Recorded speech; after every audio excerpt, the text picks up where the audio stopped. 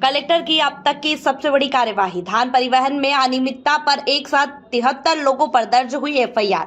56 कर्मचारी और 17 rice millers पर एफआईआर से मचा जबलपुर में हड़कंप। सत्तारूढ़ पार्टी के विधायक अजय बिश्नोई ने अपनी ही सरकार की कार्यप्रणाली पर खड़े किए थे सवाल। सीएम और प्रमुख सचिव को लिखे पत्र में की थी फर्जी आरओ घोटाले की शिकायत। इसके पहले विधानसभा में भी गरमाया था जबलपुर का धान खरीदी घोटाले का मामला। खाद्य मंत्री गोविंद सिंह राजपूत ने भी विधानसभा में धान घोटाले पर चिंता जताते हुए कड़ी कार्यवाही के आदेश दिए थे। राइस मिलर्स ने फर्जी आरओ के जरिए 30 करोड़ से अधिक की धान का कर दिया फर्जी परिवहन। नागरिक आपूर्ति निगम के जिला प्रबंधक और खरीदी केंद्र प्रभारियों की मिली भगत से हुआ घोटाला। चारा घोटाले की तर्ज पर बस कार टेम्पो ऑटो से ढुल गई 1.5 लाख क्विंटल से अधिक की धान।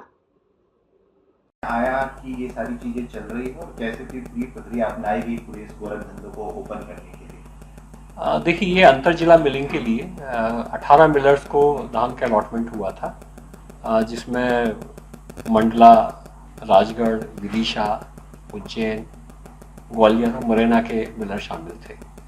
माननीय विधायक जी ने शिकायत की कि ये जो बाहर के जो मिलर्स हैं ये धान उठा के नहीं ले जा रहे हैं और लोकल मार्केट में ही इन्होंने जो है अपने आरओ बेच दिए हैं। जब ये शिकायत हुई थी, शिकायत की जांच के लिए हमने एक जांच दल का गठन किया। एक अच्छी बात यह है कि मध्य प्रदेश शासन में बहुत सारा काम अब आईटी बेस्ड हो गया है, ऑनलाइन हो गया है। तो मध्य प्रदेश शासन के जो ऑनलाइन पोर्टल्स हैं, चाहे वो MP civil supplies state corporation का हो या परिवहन विभाग का हो या स्टेट जीएसटी का हो, उस पोर्टल की हमने सहायता ली और उन पोर्टल से उन व्हीकल्स के नंबर को ट्रेस किया जिन व्हीकल्स के नंबर के आधार पर इन्होंने ट्रांसपोर्टेशन करना बताया था।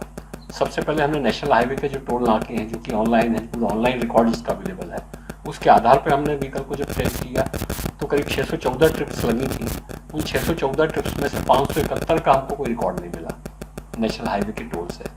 फिर हमको ये भी शक हुआ कि हमको वाहन की कैटेगरी के बारे में भी चेक करना चाहिए। तो हमने परिवहन विभाग के पोर्टल से फिर जब उनको जांच करवाया तो पता पड़ा कि जो 614 ट्रिप्स में व्हीकल्स यूज हुए हैं उसमें 55 व्हीकल कार की श्रेणी के, मतलब कार हैं, कुछ पिकअप वैन्स हैं, कुछ बस हैं, कुछ ट्रैक्टर हैं। 44 व्हीकल्स ऐसे हैं जिनके की रजिस्ट्रेशन नंबर फर्जी हैं। करीब 121 व्हीकल्स ऐसे थे जिनमें की जो कैपेसिटी थी उनकी, उस कैपेसिटी से ज़्यादा माल उस पर लोड बताया गया। मतलब उसकी कैपेसिटी 10 या 12 मेट्रिक टन की थी और उस पर जो है 30-30, 40-40 मेट्रिक टन का माल जो है उस पर लोडिंग बता दिया गया था। इसके अलावा हमने एक चीज़ और देखी, जो उन्होंने जब व्हीकल्स का ट्रांसपोर्टेशन बताया था तो फेरे उन्होंने एक ही दिन में, जैसे उज्जैन के फेरे एक दिन में उन्होंने 4-4 बता दिए। कोई भी एक व्हीकल एक दिन में उज्जैन 4 बार आके नहीं जा सकता, ये बड़ा क्लियर है। तो ऐसे फेरे की संख्या को भी जब हमने कैलकुलेट किया तो वो 86 निकले, जो कि असंभव थे। तो मोटे तौर पे इन सारी चीज़ों को करके हमने कैलकुलेशन किया और कैलकुलेशन करके फिर ये एक आकलन ये हुआ कि जितने व्हीकल्स फर्जी थे, जो एनएच पे नहीं थे, उनके आधार पर जो धान गई है उसमें अफरा तफरी हुई है। कुल मिला के करीब 30 करोड़ से ऊपर का ये घोटाला निकला है। इसमें करीब 16 करोड़ से ज़्यादा की धान की फर्जी खरीदी वो चढ़ाई गई है।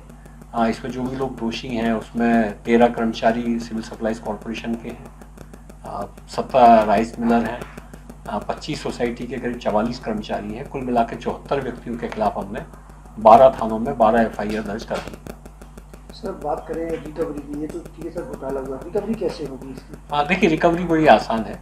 यदि इन्होंने रिकवरी जब चावल धान जब इनको देते हैं तो एक धान के अगेंस्ट में, एक लॉट के अगेंस्ट में 11 लाख रुपए का अर्नेस्ट मनी जो है वो जमा करवाई जाती है। जो बैंक गारंटी जमा कराई जाती है, एफडी जमा कराई जाती है, उसको भी हमने जब्त किया था और उसकी पूरी जांच हमने की थी। उसमें 2 केवल हमको शंकास्पद मिले हैं, उस पर हमारी अलग से जांच चल रही है। बाकी सारी बीजी और एफडी जो है वो सही पाई है हमारी टीम ने। तो बीजी और एफडी की सहायता से यदि जो धान गड़बड़ हुई है उसकी राशि सिविल सप्लाईज कॉर्पोरेशन वसूल कर लेगा। सर, ये कर्मचारियों को भी इसमें अभी निलंबित किया गया है कि ये फिर बहाल? ये कर्मचारियों को अभी निलंबित नहीं किया है, अभी उनके खिलाफ केवल एफआईआर हुई है। राज्य शासन स्तर पर उनके एमडी से मेरी बात हुई है, पीएस मैडम से मैंने बात की है और राज्य शासन स्तर से जिस पर कार्रवाई होगी। इसमें और लोग भी इन्वॉल्व हो सकते हैं? जो लोग भी इन्वॉल्व थे उनके खिलाफ कार्रवाई कर दी है। इसके अलावा अब मान लो कुछ लोग ऐसे इन्वॉल्व हैं जैसे कि इन्होंने धान वहाँ से उठाई और लोकल मार्केट में बेच दी। अब किसको बेची है ये पुलिस के अनुसंधान का विषय है। तो पुलिस जब फर्दर जांच करेगी तो वो ये देख पाएंगे कि इसमें कौन कौन लोग इन्वॉल्व हैं।